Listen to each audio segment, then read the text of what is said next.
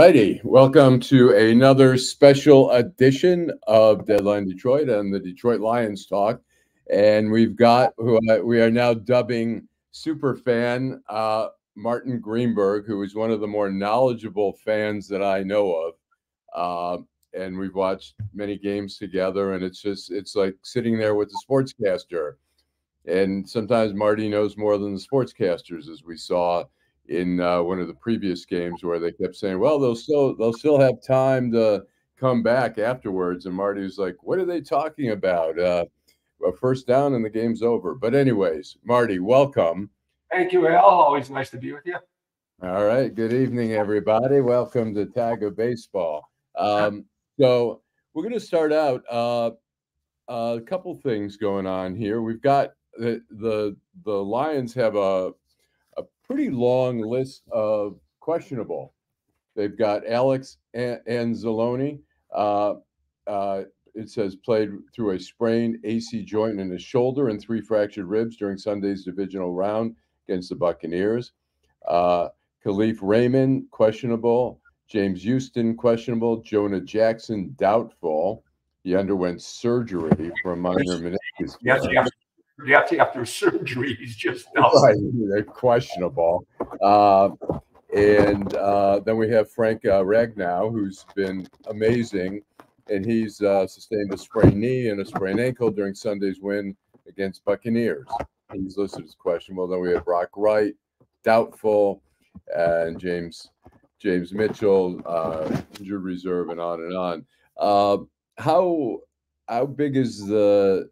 I mean, some of these players are obviously significant. What do you see the injury list? Well, the funny thing is, after you're reading that list, the Lions are actually extremely healthy, especially this time of year. Typically in the NFL, you're always going to have questionable listed prior to the game up until Saturday. That just is a rule from the NFL saying you're not really sure if they're going to play or not. There is a chance that they won't. A lot of times they used to do that for gambling reasons. They wanted to make sure that teams were on the up and up in terms of injury status. But you start with Frank Ragnow. The guy is absolutely amazing. He was charged with on the play that Craig Reynolds scored a touchdown on 4th and 1. He was literally, Frank Ragnow, was literally on his knees trying to fend off Villa, I forget his last name, Villa, who's their defensive tackle, Villa. And that man weighs 360 pounds. And Ragnow is hurting, and he's still just an amazing football player. And Sam Laporta, he looks like he's I don't see him on the list even here. So I think he's good to go. Yeah, he's played 2 games since the initial injury. He should be fine. And at this point. And how about Alex Anzalone or is that? That's Alex Anzalone. That's the first I've heard of the fractured ribs. I knew he had a shoulder issue.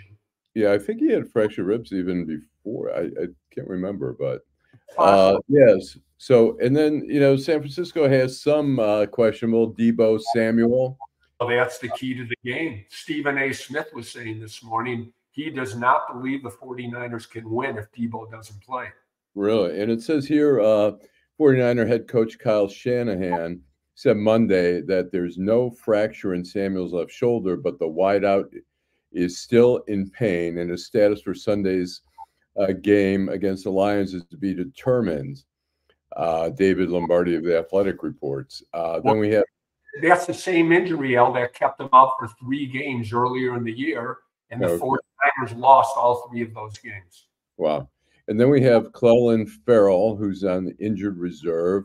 And then everyone else really is on the injured reserve list for San Francisco. They don't have a lot of like here we have a lot of the questionable and maybe and doubtful, but theirs is just basically really questionable, and the rest are on the injured list. So if you're on injured reserve, you're not playing. You're not playing.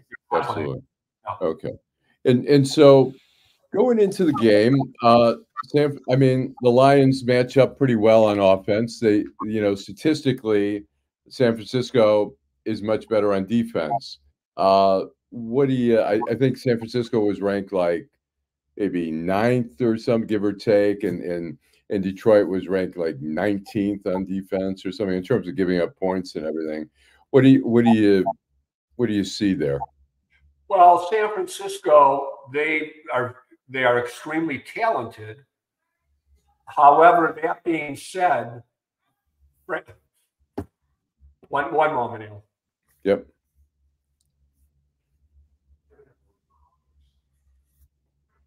All right, still plenty of Tiger tickets here. We're waiting for Mr. Greenberg to return. So we will be back in a minute. Here we go. All right, he has returned, thankfully. So anyways, so what do you make of the differences in the defense rankings and the statistics? Certainly, San Francisco is widely considered to be a better defensive unit than the Lions. The Lions' last 4 games actually have been playing pretty decent. They've been giving up a ton of yards. But as I have discussed before, they are really performing well in the red zone. I mean, look at their last games. They haven't given up, I don't believe, more than 23 points in the last 3 games, which for having our offense, you'll take that every day of the week. But San Francisco. What's the formula there you see off point wise? Like you always talk about if the Lions score how many points? 30 points or they average the Lions offense averages just short of 28 points a game. Okay. And so the defense, it seems like the defense is like sometimes they just look great. And even during a game, they can vary so much where they're suddenly, as you say, holding them on the red zone, in the red zone there. But other times they just look very porous. Well, they are. The Lions right now are second in the league, believe it or not, only giving up 88 yards per game in rushing. Rushing, okay. A lot of people would say that's because the other team doesn't have to rush it. In fact, the Lions, here's a great stat, Al. The Lions, by far, have given up the most air yards. In other words, not necessarily a guy catching pass and running. It's the ball being in the air. They've given up 3,100 yards of air yards. The second worst team in football, Tampa Bay, has given up 500 fewer air yards than the Lions, which is telling you that our secondary has a problem. Right. And so they've signed Zach Ertz. What's that all about? Brock Wright is out. Our reserve tight end, James Mitchell, our other tight end, is out. He's on injured reserve, so he's out. They need a backup to Sam Laporta. Zach Ertz is a 3-time All-Pro Bowler. Very good. The problem is he hasn't played in, I think he was let go by the Cardinals in week 7. And up to that time, he caught 7 passes for maybe 100 yards. So he's not what he once was, but he's been in a Super Bowl, very knowledgeable guy, and he certainly can add some leadership and help out if needed. How tough is that for a player to come in so late in the season and learn all the plays and learn the sort of the culture of the team? Zach Ertz, first of all, the Lions tight end coach was Ertz's tight end coach last year in Arizona. The problem when you enter a new team is the fact that it's a whole different language than from a previous team. So you have to be very intelligent to pick it up. Okay. Let me ask you, there's a little controversy about Kirby Joseph and Matt Stafford during the Rams game went up to him and said, "Nice hit," but that was dirty as fuck or whatever. And basically he's been accused of being a dirty player, that he's hitting too low, he's going for the knees, and he's injured a couple players fairly seriously. What's your read on that? Well, that play that he's doing there, I forget the exact name of it. It's like a thigh hit. And a lot of the NFL has talked about eliminating that play. If you look at Kirby Joseph, or actually the last three Lions games, T.J. Hawkinson was knocked out of the game on that same for his ACL, and now Ty Higbee from the Rams knocked out on the same hit. The NFL play as it stands right now is legal, but they did fine Kirby over $5,000 for unnecessary roughness. Really, Al, it's getting to the point you can't hit someone in the head. You can't, if they make this play illegal, you're basically going to be able to hit someone from the waist to the collarbone area. And that's it. Yeah. And the rest are going to be penalties. How much how tight are the refs on these kinds of hits? Well, as you know very well, it's a very subjective game. Much like basketball, you can call a penalty on every play somewhere on the field.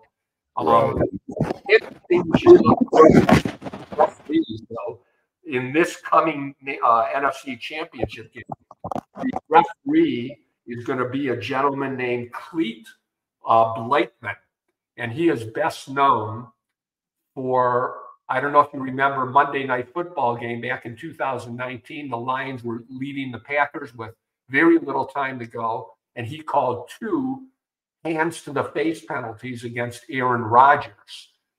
The NFL were egregious, and they apologized for it. And the Lions have had this gentleman 5 times as a referee since this game, and they've lost 4 of the games. A great pull in getting this referee. Well, I know it's hard to say definitively, but do you think some of we're clear on the NBA, the referee who wrote the book on reffing in the NBA was talking about how some of the refs hated players and they were really tough on them. Do you think there are some who just don't like the Lions? Or is that our imagination? No, I don't think it's that at all. Listen, there's people who think the NFL is scripted. A lot of people are now saying that the Super Bowl logo is purple and red, which would signify the Ravens and the 49ers being in this. And this was done up earlier in the year, but I don't believe that for a second. And I just think there might be subconscious biases where we're dealing with human beings.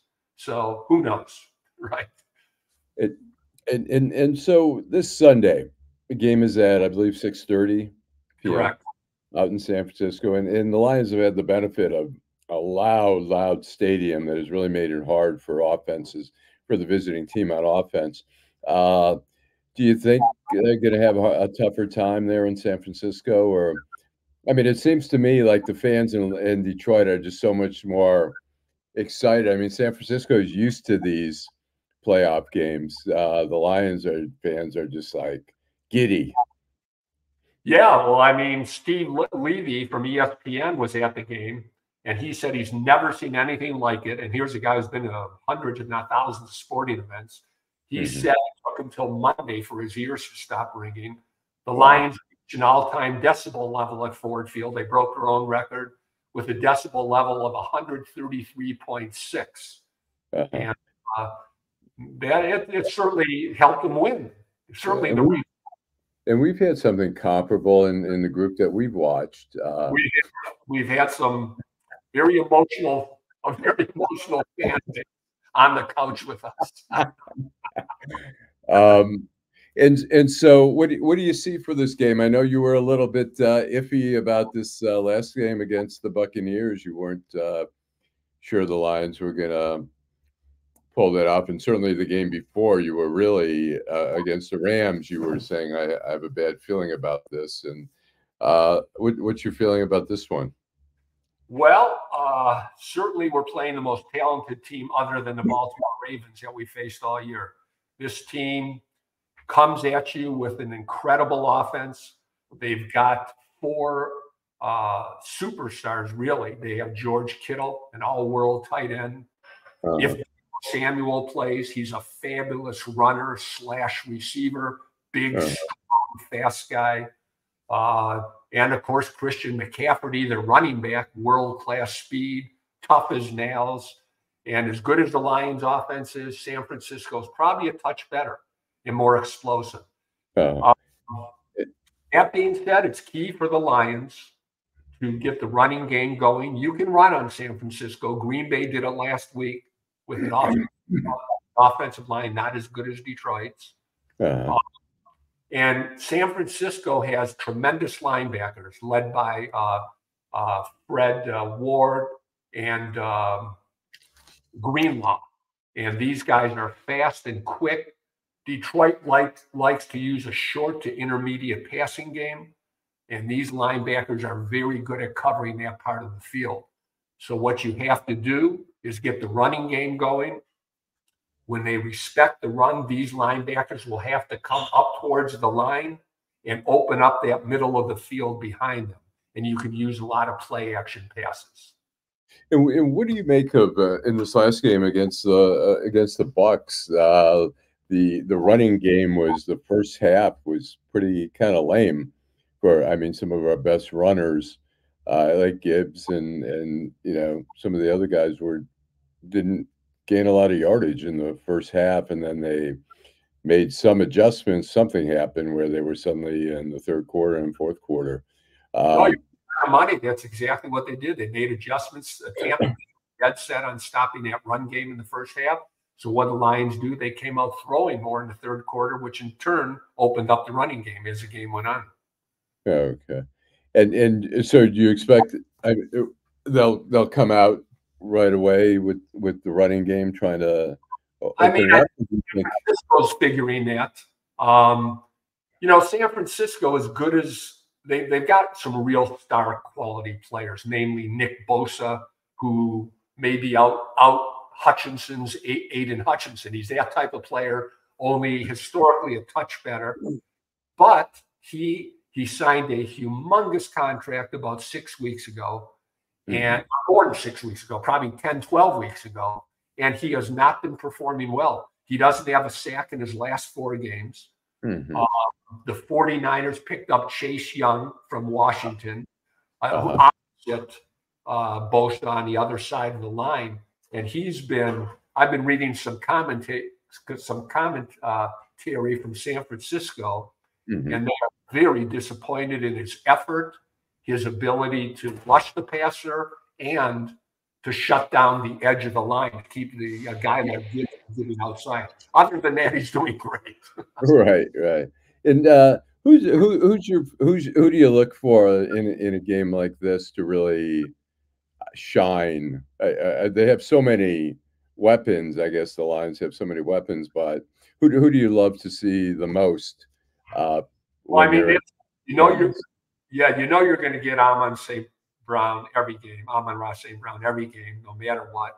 I think they've really been implementing Jameson Williams, more and more. He's doing a lot. He's not just there now to run the fly pattern downfield.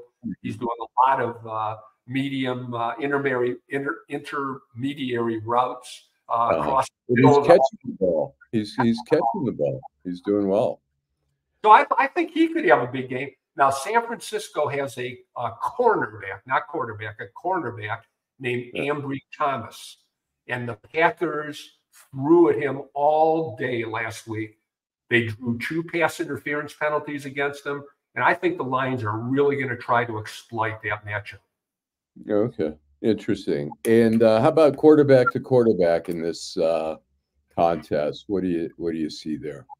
Well, I mean, it's funny because you have the ultimate extreme. You have a number one the quarterback taken number 1 in the draft, Jared Goff, versus Brock Purdy, who was Mr. Irrelevant. He was the last player taken in his year. So you hit the number 1 guy versus the last guy taken. And yet Brock Purdy has performed very well. But he can be pressured, and the Lions if you get him off his game, you can rattle him a little. And I'm sure the 49ers think the same thing about Goff. And I understand the 49ers aren't a big blitzing team. And it seems when Jared Goff has time, he performs really well. When he's rushed, it's do you see him having more time, or how good is the defensive line there to break through? Well, again, as I just mentioned, you have Nick Bosa, who's been struggling with sacks. Chase Young hasn't been doing the job. The Lions have a great offensive line. Obviously, they're going to miss Jonah Jackson more than likely, but they give Goff time. And actually, last week with Tampa, or a couple of days ago, Todd Bowles calls up blitzes probably more than any defense in the league, and they held up very well against it. So it'll be interesting to see if San Francisco lays back a little or tries to blitz them. That's an interesting thing to watch for. In terms of a prediction, what do you think the outcome? What do you give? If I was a betting man, which I'm not, I would pick San Francisco to win this game. The spread is 6.5 or 7. The Lions could win them. They could win. It's not out of the realm that they could win. If they play well, if they don't turn it over, if they can run the ball, they have a shot. And how crazy would that be if the Lions? Because I think in the beginning of the season, everyone's like, okay, Lions are going to have a good team this year because they had a great second half last year. But when people would sometimes say, who knows, maybe the Super Bowl, you'd be like, yeah, get out of here. Don't be an idiot. Come on, you're a Lions fan. How crazy would that be? Without the Super Bowl so far, it's been crazy. The players have raved about the fans like no other athletes that I've ever seen. They just are so appreciative and give the fans a lot of credit, especially in these last few victories. The town would go berserk. Yeah. And how about in terms of, if they got through, the team that really worries me the most is Baltimore. They killed us last time. We haven't shown a great performance against running quarterbacks. We've always, Justin Fields, a lot of these quarterbacks. Love, I guess, even, but Baltimore. They absolutely crushed the Lions. The funny thing is, the line is available. If the Lions were to play the Ravens, the Lions are 4.5-point underdogs if they play them in the Super Bowl. Oh, right. Okay. 3-point underdog against Kansas City. In either case, you've got very mobile quarterbacks. Right. In Kansas City, which we did beat, but they converted on a lot of third downs in our game. I think Kansas City can beat Baltimore. I do too. Yeah, and Baltimore scares me more than Kansas City. I know we beat Kansas City. So that's any other thoughts on this week? Really just very excited about the game. I will say the Lions have not won a playoff road game since 1957. And ironically, that game was in San Francisco.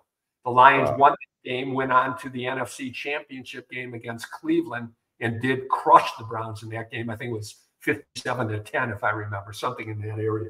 I was going to say the other thing is that you have been, and we've interviewed these guys on Deadline Detroit, the guys across the pond. Tell us a bit about, for people who aren't familiar, tell us a little bit about them and what their reaction has been. Yeah, give a shout out to these guys, and you can find them online at ROT like Tom L, roarofthelions.com. So roarofthelions.com _UK for United Kingdom. And they're in the UK. They're in the UK, different cities, London, Glasgow, Scotland, I believe one gentleman is in. Okay. They are extremely knowledgeable and immensely loyal to the Lions for many years, to the point of bringing tears to their eyes, just as it did with many Lions fans when they won. Very entertaining. These guys are as knowledgeable as any sports writer in Detroit. I highly recommend you view them. ROTL _UK. You know what? I'm going to put that up here for people. Tell me again. It's RO. Or if they could just go Roar of the Lions United. Roar or roar? Roar. ROAR. Of the Lion. UK. Of the Lions UK. I'm going to put that up there for a minute. And so they've been fans for a long time, and they actually do a live broadcast too, don't they? They watch the game and then they announce the game and they make commentary, and then they have a blog and they have a podcast. And do you watch them regularly? I do. I watch them every week. They typically have 2 or 3 podcasts a week, previewing a game, recapping a game, and announcing the game. Okay. And so, by the way, they'll be coming to the draft. They're very excited about in April to Detroit. Okay. And so, what's your reaction been? The Lions going as far as they have so far. What's their reaction been? Yeah. Well, they've been brought to tears. Literally. Literally. One gentleman couldn't talk for 45 seconds. He was so emotional. Wow. Yeah. Wow. And yeah, I mean, it's cool that I mean, usually you go overseas and the teams that, the Europeans or Middle East, whatever, they gravitate toward the winning teams. Like the Chicago Bulls were big everywhere in the world because when Michael Jordan was, winning, Magic Johnson was huge. But it's not often that you see people picking a team that was really a perennial loser for so long and sticking with them. So we got to give our UK brothers a shout out for doing that. And let's not forget also, Al, that the New York Post in their Monday morning edition this week called the Lions. They had them on their back cover, completely covered in Lion colors and photos. America's new team, the newest America's team, the lovable Lions. So they're getting from everywhere. Yeah, I posted something on Deadline Detroit about, maybe I'll read a few of these, what the national press is saying. Here's a guy, Jason Gay from the Wall Street Journal. He said, "I'll admit it, I laughed when Dan Campbell was introduced as head coach of the Detroit Lions. I thought he was pretty absurd. The installation happened 3 years ago, almost to this day." And he goes on and on how, what a sucker he was, hired to minister a hellbound franchise. And then he goes, "I was badly wrong. I'm here to apologize. Detroit is roaring. Both of my kneecaps are gone, and Dan Campbell, the Lions, are one victory away from the Super Bowl." Then we have the USA Today saying the narrative surrounding these teams have been vastly different all year, where the 49ers have turned somewhat into villains who have assembled a super squad where Super Bowl is the expectation. The Lions are the most beloved team in the country. After years and years of despair and hanging out in the basement of the NFC, head coach Dan Campbell has put together a Super Bowl-worthy squad. Interesting. It seems you're reading a lot of very, very positive. And while we're watching the game, I'm getting friends from all over the country who are texting me, "Go Lions" and stuff. So they're watching the games. They know how much it means to me. But yeah, so it's a lot of fun. I don't know that I ever want the Lions to become America's team, because eventually people hate them. Yeah, like the Dallas Cowboys, people love to hate America's team. So that's what we do. We build you up to tear you down in this country. Right. So we don't want to be that beloved, but having some love is great. So, well, all right, Marty. Well, I think that's about it for this week. We'll try to get maybe next week after the game. Hopefully, it'll be victorious. But either way, I mean, the Lion fans can't complain about this season. I mean, great ride, if they don't make it. So again, Marty Greenberg, our super fan, who's like I say, one of the more knowledgeable people that I know about the Lions. And anyways, so thanks again thanks, Marty. Thanks for tuning in.